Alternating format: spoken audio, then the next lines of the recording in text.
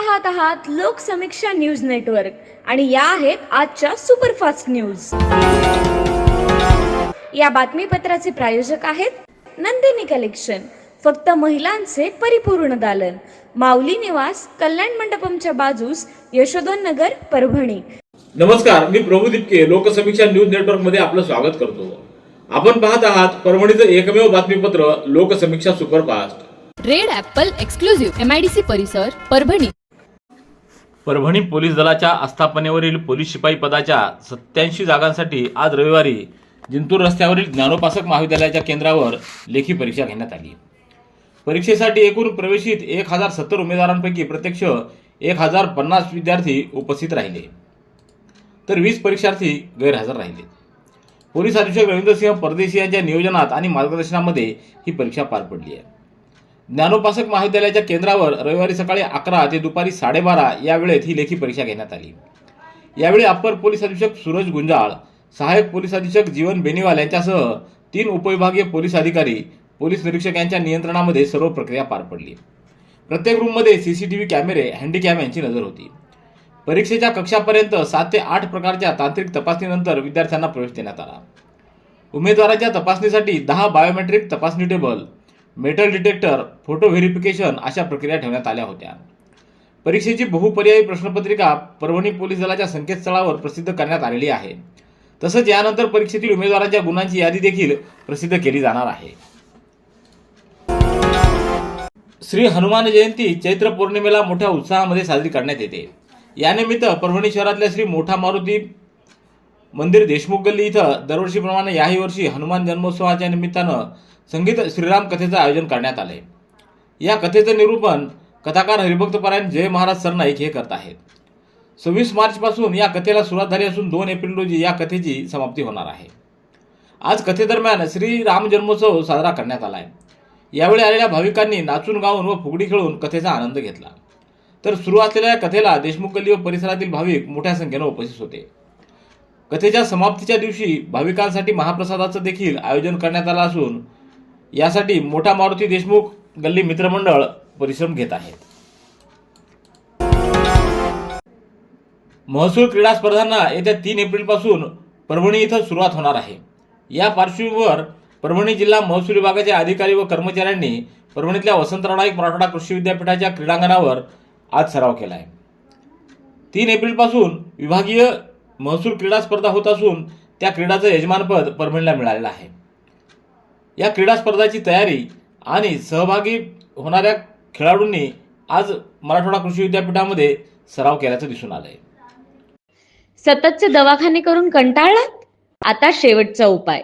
Doctor Govind Kamte यांचे बालाजी आयुर्वेदिक निसर्गोपचार केंद्राला भेट द्या। शुगर, मूळव्याध, ॲलर्जी, सोरायसिस, गजकर्ण, दमा, लठ्ठपणा, गुडघेदुखी, कंबरदुखी, वात, गाठीचे आजार, लकवा, केस गळणे, मुतखडा, सफेद डाग यांसारख्या जुनाट आजारांवर खात्रीशीर उपचार केले जातात। दारू सोडवण्यासाठी विशेष उपचार उपलब्ध। संपर्क डॉक्टर गोविंद कामटे, आयुर्वेद विद्याविशारद, बालाजी आयुर्वेदिक निसर्गोपचार केंद्र, तलाठी कार्यालयाच्या बाजूला, वसमत रोड, परभणी। संपर्क 9921691008। परभणीच्या गुरव समाजाच्या वतीनं आज वसमत रस्त्यावरील हॉटेल फॉर्च्यून इथं एका बैठकीचं आयोजन करण्यात आलं। या बैठकीमध्ये वधूवर परिचय मेळावा तसंच मुंजीच्या कार्यक्रमाचे नियोजन करण्याबाबत समाजाच्या वतीनं चर्चा पार पडली। या बैठकीमध्ये कार्यक्रमाची सुरुवात गुरव समाजाचे आराध्य दैवत संत काशीबा महाराज गुरव यांच्या प्रतिमेला पुष्पहार अर्पण करून करण्यात आली। सूत्रसंचालन राजकुमार ठोके यांनी तर प्रास्ताविक अभिषेक पैठणकर यांनी केलं। बालासाहेब वाघमारे यांनी उपस्थित असलेल्या बांधवांना मार्गदर्शन केलं, तर सुधाकर खराटे यांनी देखील संबोधित केलं। यावेळी गोपाळ चौथाईवाले, राजीव शिरसमकर, बाळासाहेब वाघमारे, गणेश दीक्षित, मनोज वाघमारे, संदीप वाघमारे, कैलास भालेराव, भानुदास पाटील, प्रथमेश पाटील आदींची उपस्थिती होती। पूर्णा तालुक्यातल्या गौर शिवारातील पूर्णा नांदेड रेल्वे मार्गावर शनिवारी एका धावत्या रेल्वेची धडक लागून 35 वर्षीय शेतकऱ्याचा जागीच दुर्दैवी मृत्यू झाल्याची घटना 28 मार्च रोजी घडली आहे। या प्रकरणी चुडावा पोलीस ठाण्यात अकस्मात मृत्यूची नोंद करण्यात आली आहे। कैलास चिंतामणी जोगदंड, राहणार गौर, तालुका पूर्णा असं मृत शेतकऱ्याचं नाव आहे। जोगदंड हे सकाळी घरातून पूर्णा इथं जाण्यासाठी बाहेर पडले होते. त्याआधी ते आपल्या शेतात गेले, जे पूर्णा नांदेड रेल्वे मार्गालगत आहे.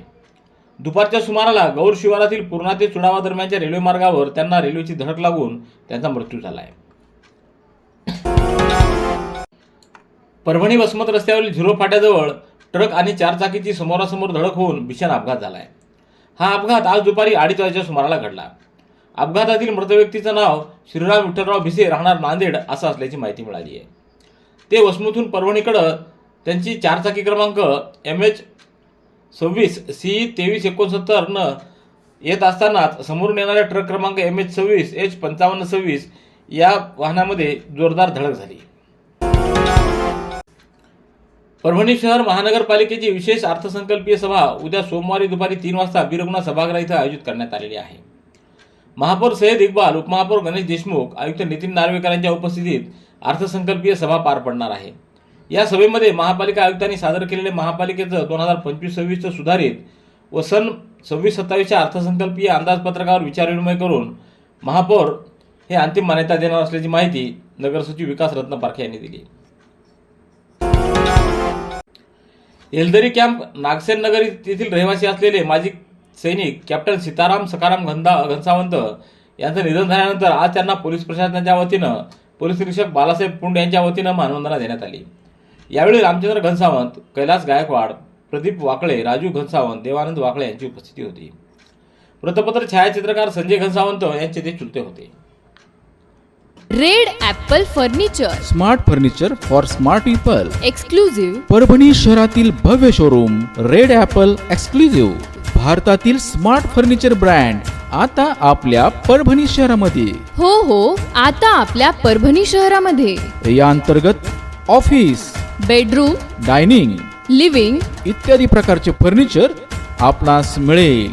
Bedroom set, bed, dressing table, sofa set, कपाट, डायनिंग टेबल टीपॉय आणि स्टील फर्निचर इत्यादी सर्व प्रकारचे फर्निचर तेही आकर्षक किमतीमध्ये उपलब्ध आहे. एक वेळ अवश्य भेट द्या. रेड ॲपल फर्निचर, MIDC परिसर, भारतीय स्टेट बँकेच्या जवळ, परभणी. परभणीच्या श्री शिवाजी अभियांत्रिकी महाविद्यालयात शिवाराध्या फाउंडेशन आणि लिफ्ट अप लॅब यांच्या संयुक्त विद्यमानं आयोजित 2 दिवसीय टेक्सेलेट 2026 राष्ट्रीय रोबोटिक चॅम्पियनशिप स्पर्धेचं आज उद्घाटन करण्यात आलं. महाविद्यालयाच्या प्रांगणामध्ये आयोजित या कार्यक्रमासाठी आकर्षक सजावट करण्यात आलेली असून तांत्रिक प्रदर्शनासाठी विशेष स्टॉल्स उभारण्यात आलेले आहेत. या उद्घाटन समारंभाला प्राचार्य डॉक्टर बाळासाहेब जाधव, प्राचार्य doctor Shahir Thekiya, Ganesh Nirwal, doctor Rahul Ramteke, doctor Mohammad Jamuruddin, Mahesh Deshmukh, Venkatesh Deshmukh, SR Bhige, GU Shinde, Prabhakar Tekale, Rajkumar Bhamre, Hariom Sonawane, doctor Anand Pathrikar आदींची उपस्थिती होती. दक्षिण मध्य रेल्वेच्या नांदेड विभागानं अनधिकृत प्रवासावर आळा घालण्यासाठी 26 मार्च रोजी सकाळी 6 ते सायंकाळी 8 वाजेपर्यंत विशेष तपासणी मोहीम राबवली. या मोहिमेमध्ये तब्बल 500 प्रकरणं आढळून आली असून एकूण 3,42,580 रुपये इतका दंड व भाडं वसुली करण्यात आले. या मोहिमेचं नेतृत्व सहाय्यक वाणिज्य व्यवस्थापक शैलेश कुमार सिंह यांनी केलं. या मोहिमेमध्ये 28 तिकीट तपासणी कर्मचारी सहभागी झाले. विविध मार्गांवरील 25 गाड्यांची तपासणी करण्यात आली.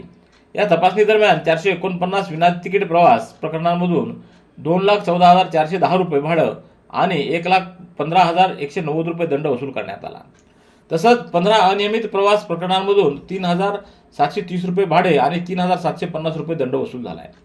याशिवाय 36 अनबुक्ड सामान प्रकरणांमधून 5,500 रुपयाची वसुली करण्यात आली आहे. दैठणा केंद्रांतर्गत आयोजित करण्यात आलेल्या केंद्रस्तरीय सामूहिक व वैयक्तिक नृत्य स्पर्धेत जिल्हा परिषद प्राथमिक शाळा ब्रह्मपुरी येथील विद्यार्थ्यांनी उल्लेखनीय यश संपादन केले. या स्पर्धेत शाळेच्या विद्यार्थ्यांनी वैयक्तिक नृत्य प्रकारामध्ये द्वितीय क्रमांक पटकावत आपली कला सादर केली. तसंच सामूहिक नृत्य प्रकारातही उत्कृष्ट सादरीकरण करत द्वितीय क्रमांक मिळवून दुहेरी यश मिळवले. विद्यार्थ्यांच्या यशाबद्दल शाळेचे मुख्याध्यापक, शिक्षक वृंद व पालकांनी त्यांचं कौतुक केलंय. धर्मापुरीच्या ज्ञानसाधना प्रतिष्ठान पब्लिक स्कूल इथं विद्यार्थ्यांच्या कलागुणांना वाव देण्यासाठी व विद्यार्थ्यांच्या सर्वांगीण विकासासाठी 27 मार्च रोजी वार्षिक स्नेह संमेलनाचं आयोजन करण्यात आलं. अध्यक्षस्थानी प्राध्यापक किरण सोनटके होते, तर उद्घाटक म्हणून ॲडव्होकेट कुकडे यांची उपस्थिती होती.